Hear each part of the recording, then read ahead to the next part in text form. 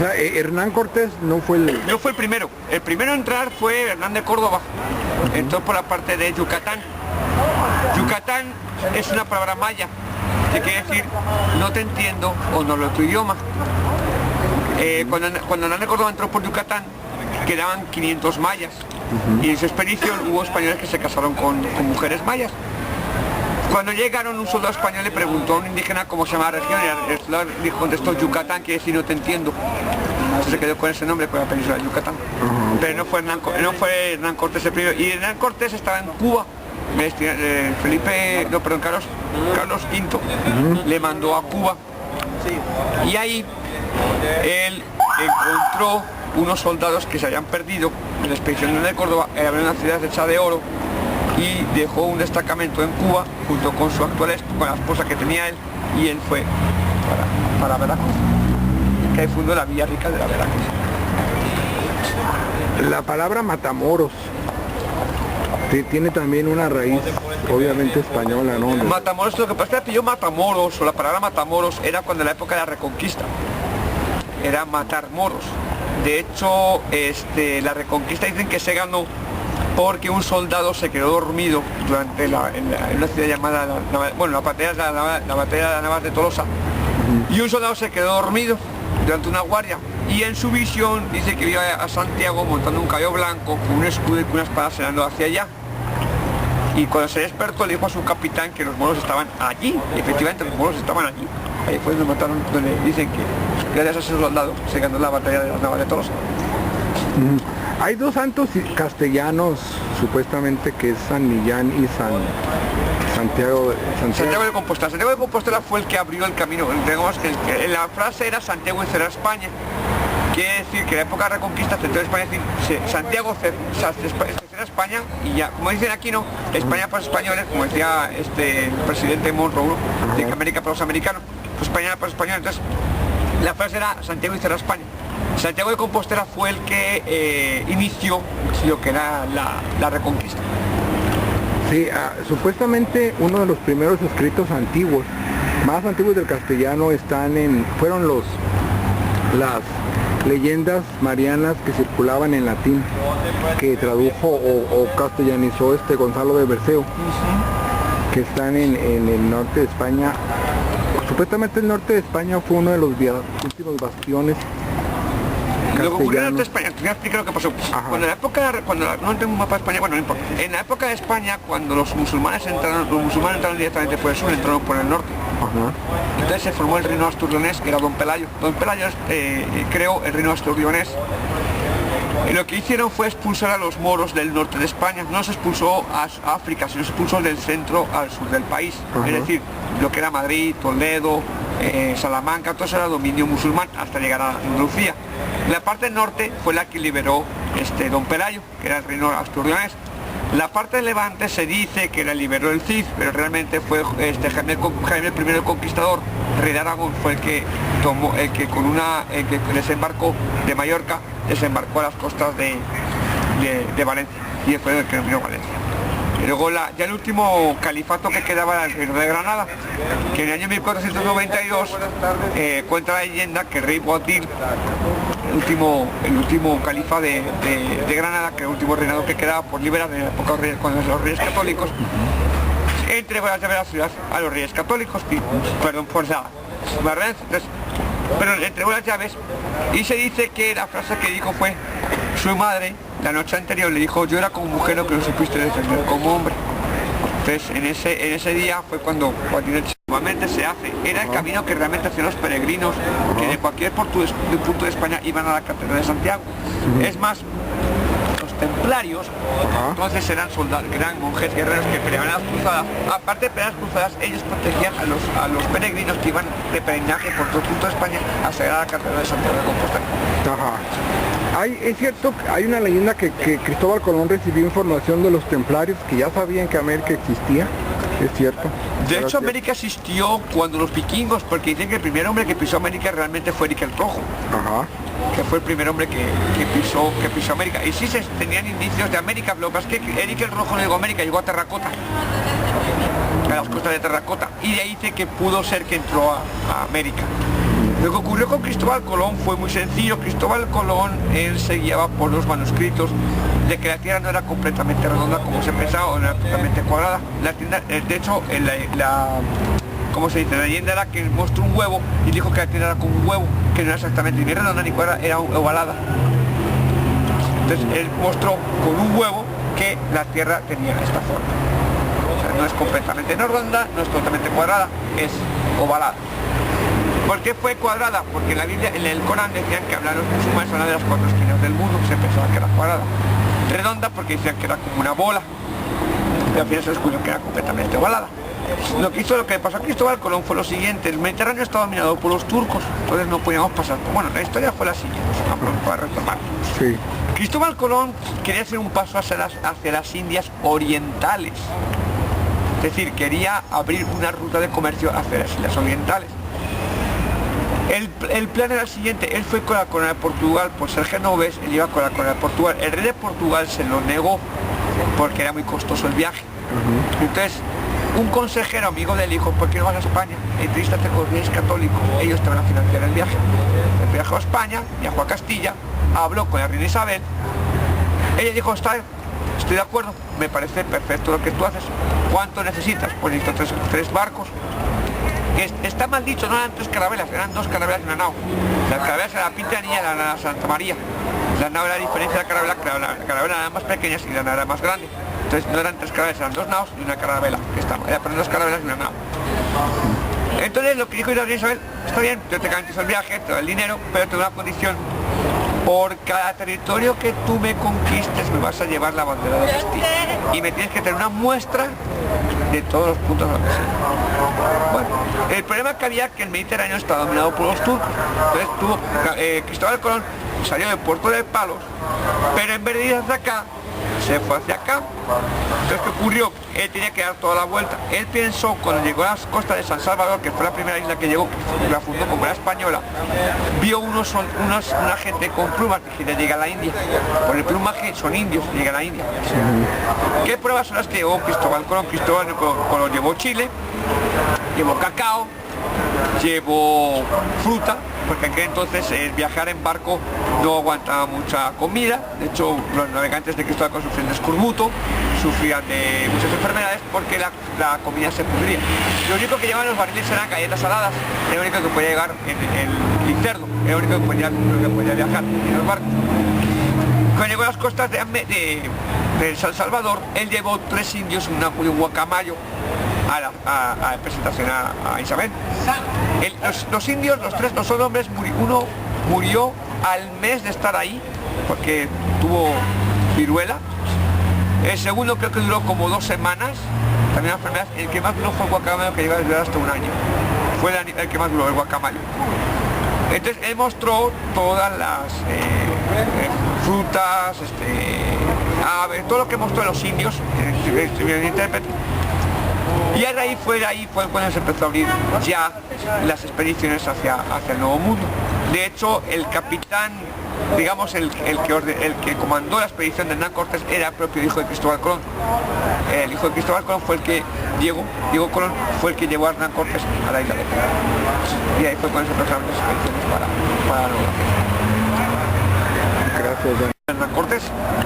Pizarro era primo hermano de Hernán Cortés. Cuando la cosa curiosa era la siguiente: a Cortés le andaba buscando Velázquez, el capitán Diego Velázquez, por desobedecer una orden del rey. El rey dijo que se quedara en Cuba, no que subiera a México.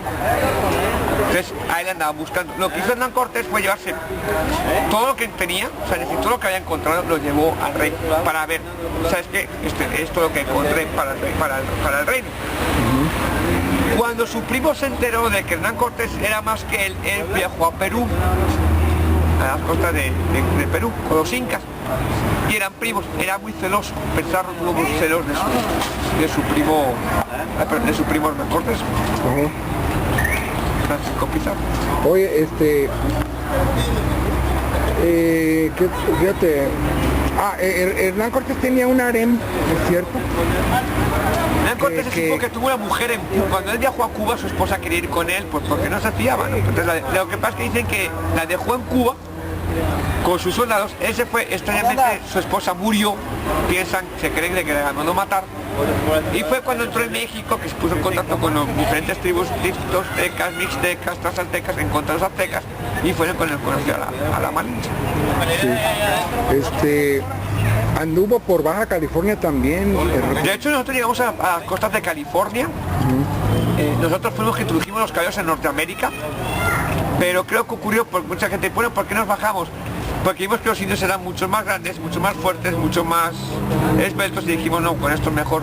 Dejamos aquí los caballos y nos bajamos otra vez porque esto nos van a, ganas sí que nos van a dar, pero bien y bonito. Entonces decidieron bajar. Hernán Cortés tenía una educación militar, tuvo una educación militar. Era hijo de militar. Era hijo de militar. Era hijo de militar. Era hijo de militar y tenía una educación. Ahora, la idea de la religión, dice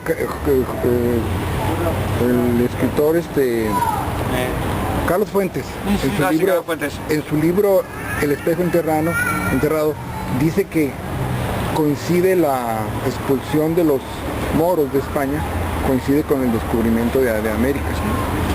Lo que pasa es que cuando se expulsó los moros de España no se expulsó de todo porque les dieron opciones. Es decir, como eran judíos y musulmanes, los musulmanes sí se quedaron, pues sí se fueron, pero los judíos decidieron quedarse. De hecho, familias escondían judíos en su casa. La ley que aprobó los Reyes Católicos es decir, ok, la ley va a ser la siguiente: toda la familia que tenga un judío lo va a bautizar, pero sus apellidos van a acabar en EZ. Por ejemplo, si el papá se llama Gonzalo, él iba a ser González. Si el papá era Hernán, ese tenía que ser Hernández. Si era Fernán, tenía que ser Fernández. Entonces, así es como bautizaban a los judíos, con los apellidos de la familia. Será Gonzalo, González, Hernán, Hernández, Fernán, Fernández, Chava o Chávez, tenía que ser Chávez, bueno, Chávez, Chava o Chávez, tenía que ser Chávez, San o Sancho, tenía que ser Sánchez. O sea, así eran como surgieron los apellidos acabados en EZ para proteger a la expulsión de los judíos. De hecho, decían que Fernando el Católico escondía a judía en su casa. Sí. Dice, yo tomé un curso de literatura hispánica colonial, una clase que tomé en la Estatal de San Diego. Y aquí nomás. Y me decía el profesor que leímos varios textos, leímos por ejemplo Cabeza de Vaca, leímos los diarios los diarios de Colón,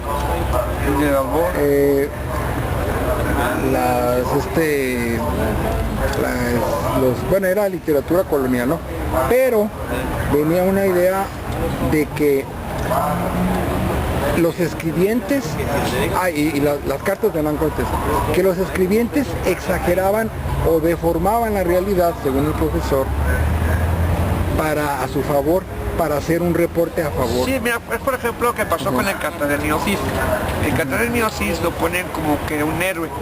Entonces, ¿qué ocurre? El Cartagenio Cid es un poema que ensalza la realidad de lo que era Rodrigo Díaz. Realmente Rodrigo Díaz que existió, así fue un personaje real, pero lo ponían con tal garantía que en la actualidad, o eso se pensaba que era un héroe nacional.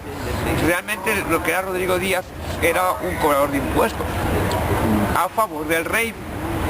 Sí es cierto ciertas cosas, por ciertos capítulos, como por ejemplo el juicio de Santa Gaeda, que es un capítulo famosísimo, ¿no? Que fue cuando asesinan al rey Sancho.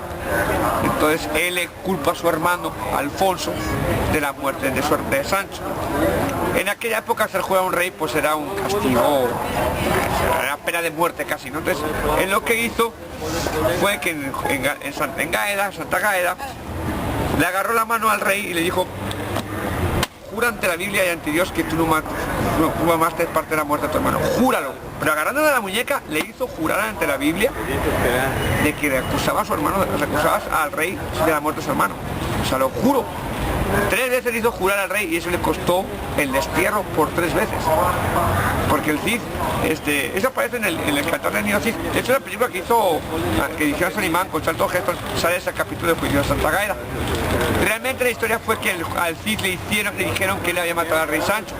Pero él fue el que juró, el que dijo: juro que yo no fui, yo no juro, y obligó al rey a cumplir el juramento. El Cid realmente fue un personaje, digamos, fue en la actualidad, con decir, fue un sicario. Él vendía a su hermano mejor postor, ya era moro o era cristiano. ¿Por qué? Porque había moros que ofrecían, le daban servicios al Cid. Un mercenario. Un mercenario. La palabra Cid significa que era... La palabra Cid en el idioma árabe significa que era algo grande. Eso es lo que era el Cid, algo grande. El Cid era grande.